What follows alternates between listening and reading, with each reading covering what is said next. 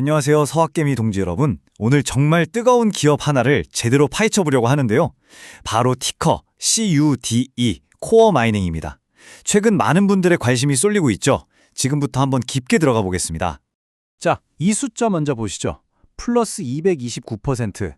2025년에 어떤 귀금속 주식이 어마어마한 은가격 랠리를 타면서 연초 대비 이만큼이나 올랐습니다. 정말 엄청나죠?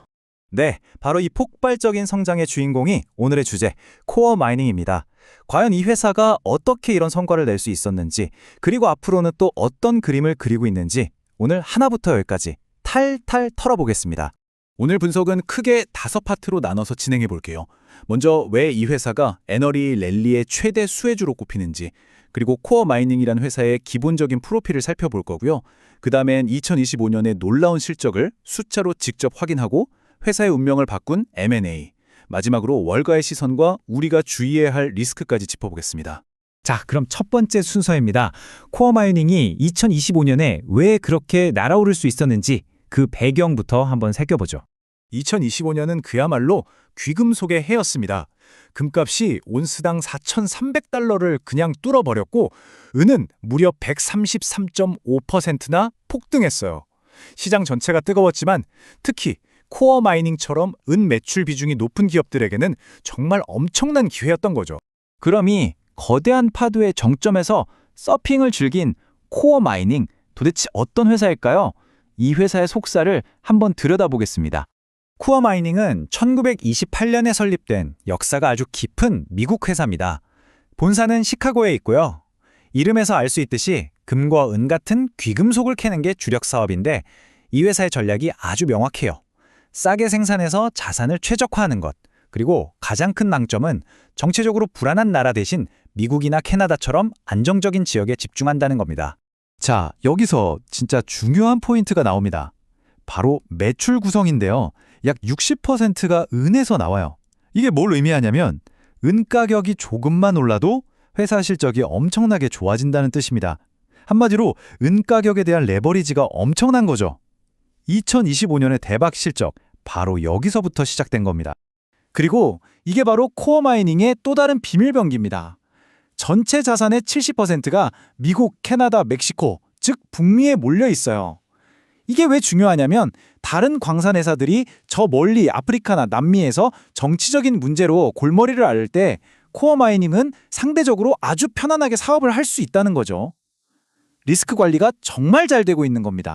자, 그럼 이런 탄탄한 기본기를 바탕으로 2025년에 대체 어떤 숫자를 만들어냈는지 지금부터 직접 눈으로 확인해 보시죠.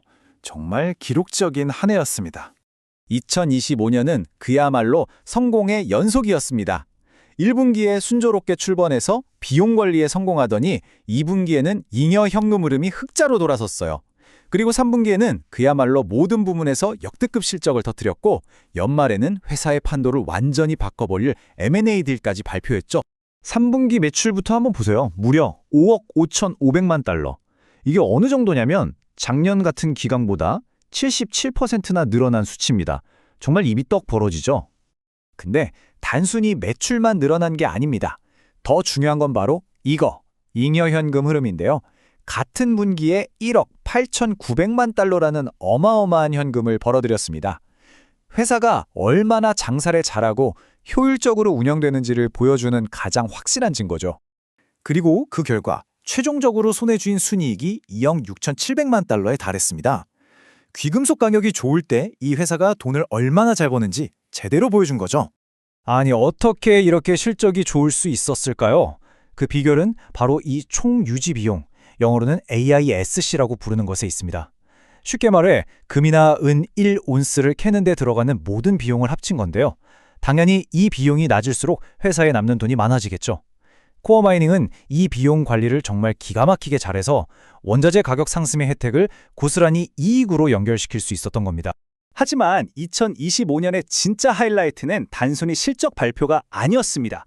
회사의 미래 지도를 아예 새로 그리는 정말 거대한 움직임이 있었죠.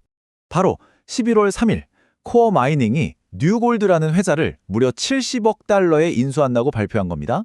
이건 그냥 회사 하나 더 사는 수준이 아니라 북미 지역을 대표하는 거대 광산 기업으로 거듭나기 위한 승부수였죠.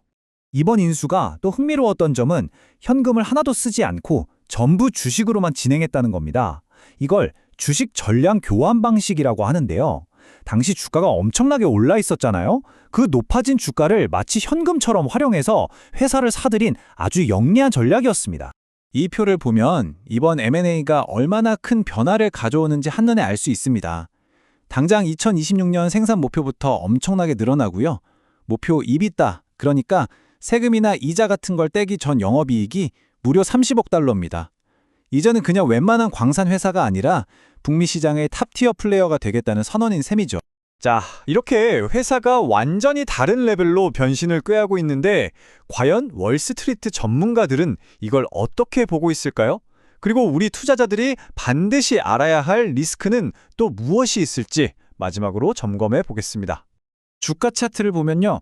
52주 최고가에 비해서는 좀 내려와 있는 상태입니다. 하지만 월가 애널리스트들이 제시하는 평균 목표 주가는 현재 주가보다 약 18% 정도 높은 수준이에요. 그러니까 전문가들은 아직 상승 여력이 충분하다고 보고 있는 거죠. 실제로 애널리스트들의 의견을 종합해보면 분위기가 꽤 좋습니다. 대부분 중립 매수나 강력 매수 의견을 내고 있어요.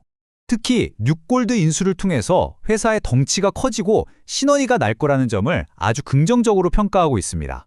결국 앞으로의 투자는 이 두 가지 시나리오의 싸움이 될 겁니다. 긍정적으로 보는 쪽은 은 가격이 계속 오르고 뉴골드와의 통합도 순조롭게 진행될 거라고 믿는 거죠.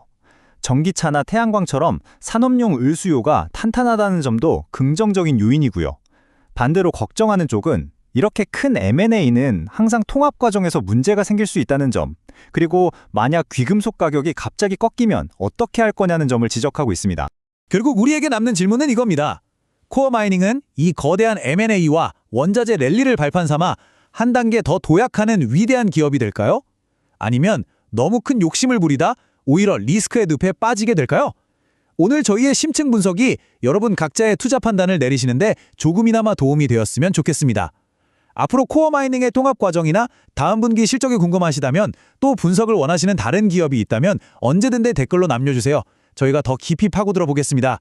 오늘 내용이 유익하셨다면 채널 구독과 좋아요도 잊지 마세요.